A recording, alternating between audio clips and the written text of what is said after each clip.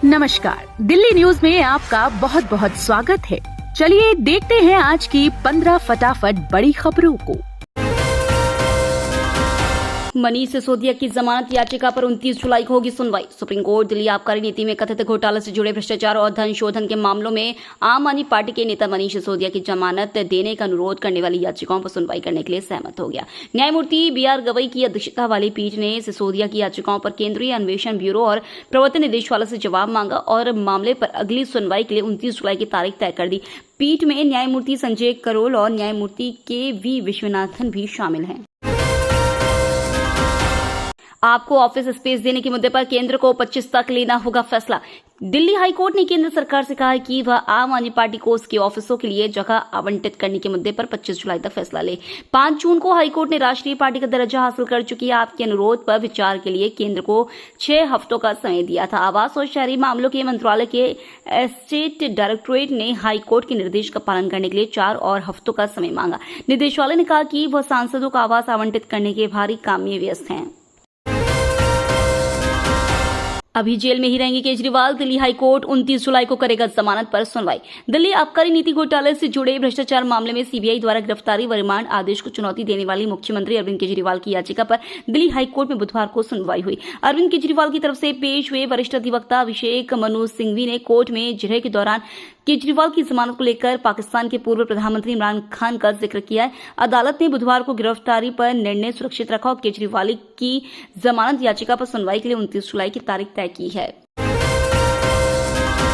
कांग्रेस और आप की राहें अलग। दिल्ली विधानसभा चुनाव अकेले लड़ेगी कांग्रेस। दिल्ली में आम आदमी पार्टी और कांग्रेस गठबंधन के इंडिया ब्लॉक से अलग होने की सुगबुगाहट तेज हो गई है। इसी क्रम में दिल्ली कांग्रेस चीफ देवेंद्र यादव ने पार्टी कार्यकर्ताओं से कहा कि कांग्रेस अगले विधानसभा चुनावों में अकेले लड़ेंगे, क्योंकि आपके साथ उनका गठबंधन सिर्फ लोकसभा चुनाव के लिए था। दिल्ली कांग्रेस प्रमुख देवेंद्र यादव ने दावा किया कि हाल ही के लोकसभा चुनावों में उनकी पार्टी का वोट प्रतिशत काफी बढ़ने के बाद कार्यकर्ताओं और आम जनता में नया उत्साह है।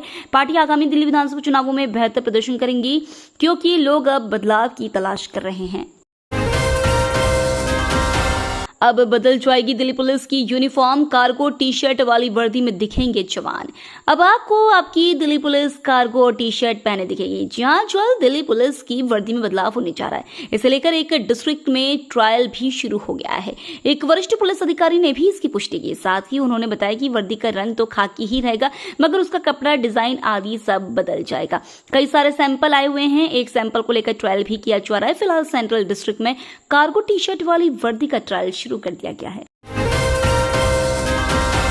समुद्र में डूबा जहाज, 13 भारतीय समेत 16 क्रू मेंबर्स लापता। ओमान के पास समुद्र में लगभग 117 मीटर लंबा तेल का जहाज डूब गया है।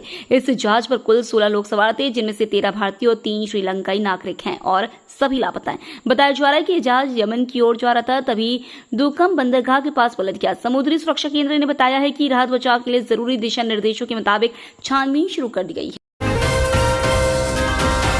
2 दिन में 15,000 से ज्यादा गाड़ियों के पीयूसी सर्टिफिकेट हुए एक्सपायर।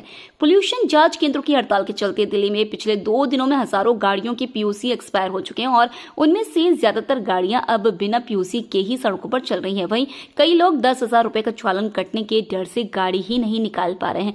दिल्ली में हर दिन करीब 10-12 हजार पीयूसी सर्टिफिकेट जारी होते हैं। इनमें से करीब 7-8 हजार पीयूसी पेट्रोल पंप पर बने उन पीयूसी जांच केंद्रों से जारी होते हैं। सरकार से बातचीत के बाद जीटीबी में डॉक्टरों की हड़ताल खत्म। सरकार से बातचीत के बाद जीटीबी अस्पताल के डॉक्टरों की हड़ताल खत्म हो गई।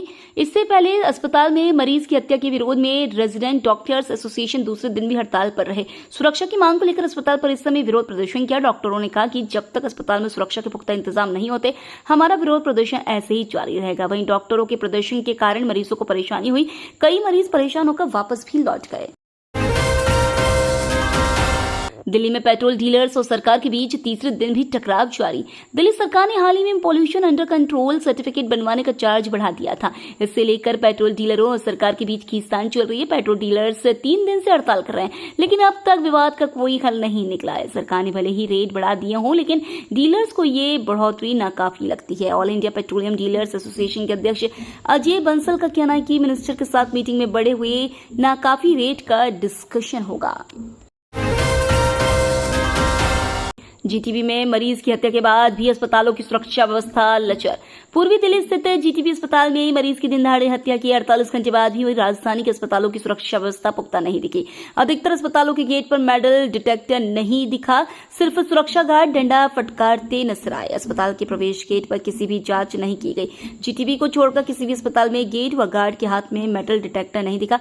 कुछ अस्पतालों में तो सुरक्षा गार्ड भी तैनात नहीं किए गए थे।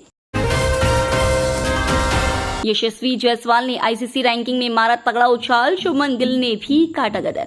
इंटरनेशनल क्रिकेट काउंसिल की ताजा रैंकिंग बुधवार को जारी हुई। इसमें सबसे ज्यादा फायदा यशस्वी जायसवाल और शुभमन गिल को हुआ है। इन दोनों ही ओपनर बल्लेबाजों ने जिम्बाब्वे के खिलाफ टी20 सीरीज में तगड़ा प्रदर्शन किया था। युवा सलामी बल्लेबाज यशस्वी जायसवाल ने सीरीज में 141 रन बनाए और अब 4 पायदान चढ़कर छठे स्थान पर पहुंच गए। टी20 में नंबर 1 बल्लेबाज ट्रेविस हेड और दूसरे स्थान पर सूर्य कुमार यादव है। जिम्बाब्वे सीरीज में भारतीय क्रिकेट टीम की कमान संभालने वाले शुभमन गिल सबसे ज्यादा रन बनाने वाले खिलाड़ी थे और वह भी बल्लेबाजी चार्ट में ऊपर चढ़े हैं।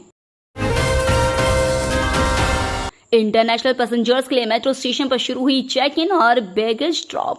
Delhi metro rail corporation airport express line पर नई दिल्ली और शिवाजी स्टेडियम मेट्रो स्टेशन पर अंतर्राष्ट्रीय यात्रियों के लिए चेक इन सुविधाओं का विस्तार किया है। इस बात की जानकारी डीएमआरसी ने एक ट्वीट के जरिए दी। पहले सिर्फ घरेलू यात्रियों के लिए उपलब्ध चेक इन और बैगेज ड्रॉप सेवा अब एयर इंडिया और विस्तारा एयरलाइंस के साथ उड़ान भरने वाले अंतर्राष्ट्रीय यात्रियों को भी मिलेगी।